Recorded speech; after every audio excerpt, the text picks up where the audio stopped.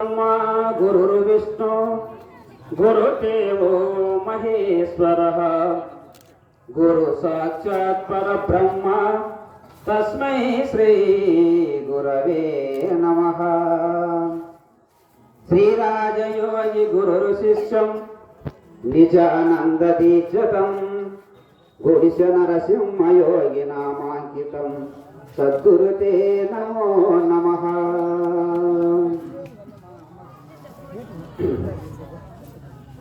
వేదికను అలంకరించిన పెద్దలు, సర్వ అధ్యక్షులైన మా యొక్క నిజానంద నరసింహరాజుకి మా నాన్నగారు, వారి పాదాభివందనములు హృదయపూర్వకంగా అర్పిస్తూ, అదేవిధంగా మరి మా అమ్మ అయిన మీనాక్షమ్మ వారు, వారి కూడా పాదాభివందనములు నా హృదయపూర్వకములుగా అర్పిస్తూ, అదేవిధంగా సురేష్ అయ్య గారికి కూడా నా యొక్క హృదయపూర్వకములు ద్వాదశి దండములు అర్పిస్తూ, అదేవిధంగా ఈ వేదికను అలంకరించిన పెద్దలకు కూడా నా హృదయపూర్వకములు వందనములు చేస్తూ, సోదరి ఆత్మైక్య సోదరిమణులకు కూడా నా యొక్క హృదయపూర్వక వందనములు ఆచరిస్తూ, మరి ఇప్పుడు ఇంతవరకు ఎవరెవరు అనుభవము చెప్పిరి, ఆత్మ అంటే ఏమి, ఆత్మాతీతం అంటే ఏమి, మరి సాంఖ్యం అంటే ఏమి, మరి ఆకాశం అంటే ఏమి, వాయువు అంటే ఏమి, అగ్ని అంటే ఏమి, జలం అంటే ఏమి, ఎక్కడ వచ్చినవన్నీ కొందరు తెలియజేసినారు. అది ఇంకొకటి మనం ముఖ్యమైనదంటే, ఈ యొక్క గురు మార్గానికి మనం రానప్పుడు మనం ఎట్లుంటివి అని ఒకసారి విచారణ చేస్తే అనేక సర్వభ్రాంతులు మునిగి ఉన్నాం. అప్పుడు మనం ఎన్ని యాత్రలు, ఎన్ని క్షేత్రాలు, ఎన్ని గుళ్ళు, మారమ్మ పోషమ్మ అన్ని అమ్మలకు కూడా మనం భ్రాంతి రూపకరంగా చేస్తున్నాం. ఏమంటే అవన్నీ చేసేది అవ్యక్త రూపకరంగా చేసిన కానీ వ్యక్త రూపకరంగా చేయలేదు. అది అది మన ఇది ఆత్మ. ఇప్పుడు ఇంకోటి చెప్తాడు, ఆత్మయే సర్వమని సూచు అతని సుఖం ఎంచగా ఎవరికైనా శక్తిని అతడు దేవదేవుడు ఈ అవనిలోన. అవనంటే భూమి. ఆత్మయే సర్వమని సూచు అతని సుఖం అంటే అక్కడ ఏమి మిగిలేదు, అక్కడ తానే ఆత్మస్వరూపమైన. అటువంటి ఆత్మస్వరూపుడు తానని తను సర్వము తానేనప్పుడు ఎంగే భ్రాంతి జరిగిన పుట్టదు కాబట్టి అటువంటి దాన్ని తెలుసుకోవడానికి మనకి ఏం కావాలో గురుదీక్ష కావాలి. గురుదీక్ష కాకుండా అది మనకి తెలియదు. దానిపై ఏమన్నా గురుదీక్ష లేకుండా గుట్టట తెలుసు, అజునికైనా ఎప్పకైనా తరమా, తాళం చెవు లేకుండా కలుపెట్ట తెలుసురా విశ్వరా విధాన వినరవేమా. తాళం చెవు ఎడముంది, ఒక గురువు దగ్గర ఉంది. ఏం తాళం చెవు? ఆధ్యాత్మికము, అది భౌతికము, అది దైవికమైన మూడు తాపత్రంలో మునిగి తేలుతున్నాము. అటువంటి తాళం చెవు గురువు దగ్గర ఉంది. కాబట్టి ఆ గురువు గారు ఒక మాట, మా నాన్నగారు ఇది మా పెద్దనాయన వెంకట గారు పోయేగూడెంలో ఇద్దరు మాట్లాడుతుంది. బెల్లమునక్కడ శివుడు పోవాలన్నా, శివుడినక్కడికి బెల్లం పోవాలన్నా అని మాట్లాడుతుంటే కొంతమంది ఏమంటుంది, బెల్లమునక్కడ శివుడు పోలేంటే అది కాదు అంటుంది. ఏమో బెల్లమునక్కడికి శివుడు పోలే కదా, అట్లా కాదు, శివుడిని కడికి బెల్లం పోవాలి. అట్లా మా గురువు గారు తిరిగి తిరిగి తిరిగి తిరిగి కాలక్షేపం చేసి కొన్ని కష్టములు, అనేక కష్టములు పడి ఈ బోధన తీసుకొని వచ్చి మనం ఇక్కడ పెట్టుకుంటే మన జన్మ వ్యర్థమవుతుంది, దీన్ని ఎగదలని మరి అల్లపాడు దగ్గర తెలుగు పలకాడికి వచ్చినాడు. ఆడికొచ్చి ఒక వ్యాపారం పెట్టినాడు. ఏమి మందులమ్మ మందులు, రామజోగి మందులు, ఔషధ మందులు అంటే ఏమి వచ్చి చూడడానికి వచ్చాడు అతను. కానీ అది ఎందుకంటే ఇంకొక మాట కూడా చెప్తాడు, కాకి కావు అని కూతురు పోస్తాడు. కాకి ఏముంది కూతురు పోసేది. మరి ఆ కాకి గుడ్లు పెట్టిన కాడ కోయల వచ్చి ఆ కాకి గుడ్డు కాకి కోయల గుడ్డు పెట్టుకోరు.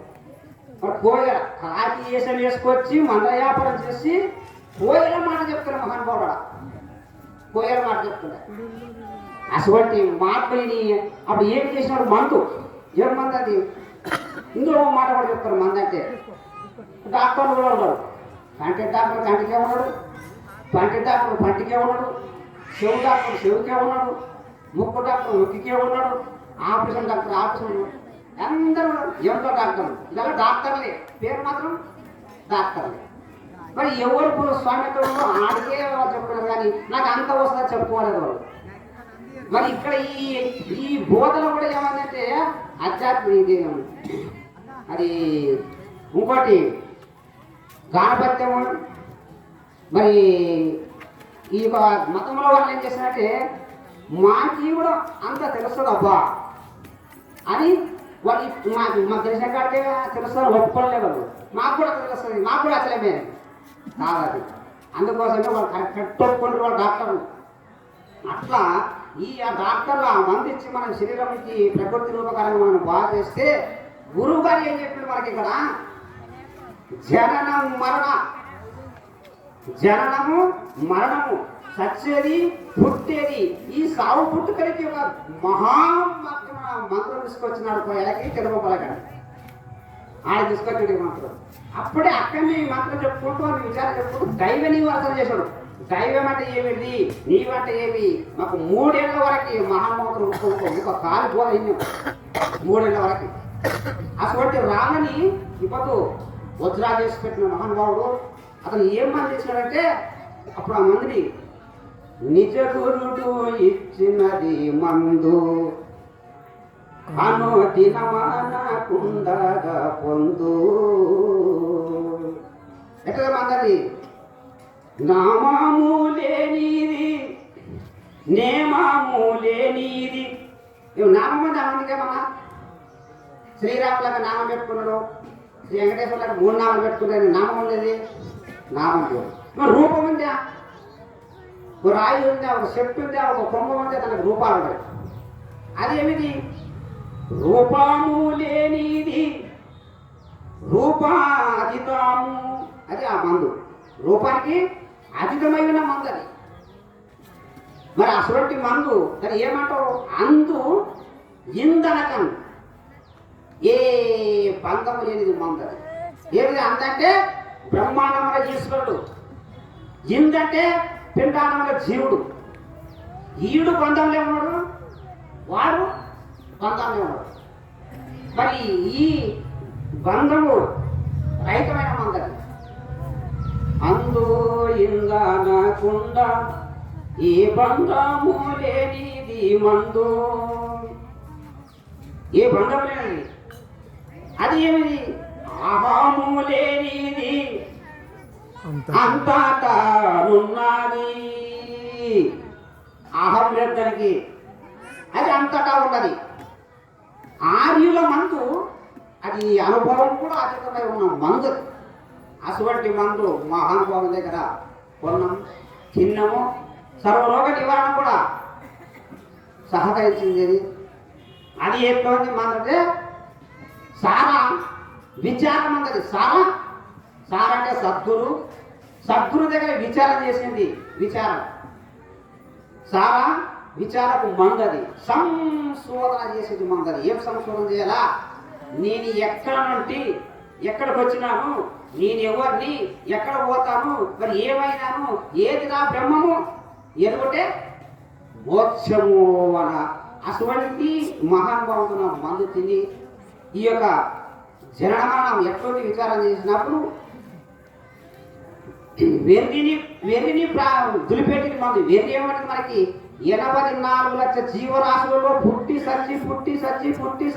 సచ్చి ఈ జన్మకు వచ్చిన వెర్రి అది ఆ వెర్రి పాపలకి గురువు దగ్గర మందు ఉండేది అటువంటి గురువు దగ్గర మందు ఇచ్చిండదు ఏమి లేని ఎరక లేకుండా చేసేటి పూర్ణ బోధయను పరిపూర్ణ మందు పూర్ణ బోధయను పరిపూర్ణ మందు అది లేని ఎరక అంటే ఏమి అది గౌరకృష్ణుడు చెప్పుడు పుట్టుట గిట్టుడ లేకను పుట్టే గిట్టేటి ఎరక పోలిన ఎరకను చెట్టు వలె కర్ణకుడును బట్టపై గిట్టి జరిగి వాయు పదగును ఎరక లేక సేవింపదగును ఎరక లేక సేవించలా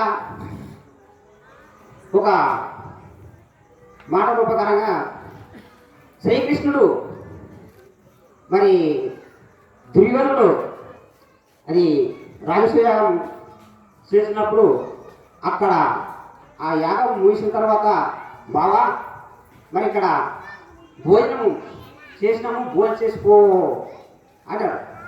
ఆ కృష్ణుడు ఏమంటాడంటే లేదు బావా నీ చెల్లెళ్ళు 8 మంది మంచి మంచి మంచి మంచి భోజనం చేసి పెట్టినారు అటువంటిది తిని మరి నా పొట్ట కూడా వెళ్తలేదు నాకు సాల్నా కాడికే చెప్తున్నాడు ఆకలి అయింది. కానీ ఏమంటున్నాడు అది తమ్ముడని అపరించి చేసినది ఆ దోషం నాకు వస్తుందేమని అటువంటి దానికి యాడికి పోయినాడు విదురునింటికి పోయినాడు.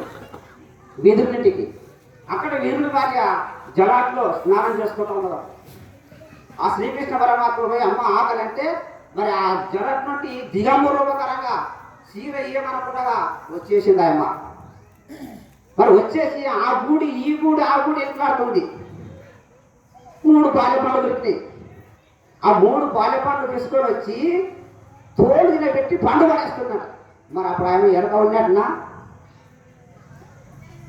లేదంటే కదా అది లేని ఎరక లేకుండా చేసి పూర్ణపోతాన్ని పరిపూర్ణ మందు ఎవరు తిని ఈ జన్మన ఎక్కడ నాకుంటారో వారి జన్మము ధన్యమని చెప్తూ ఈ ఉపన్యాసం ముగిస్తున్నాను. జై సద్గురు మహారాజుకు జై.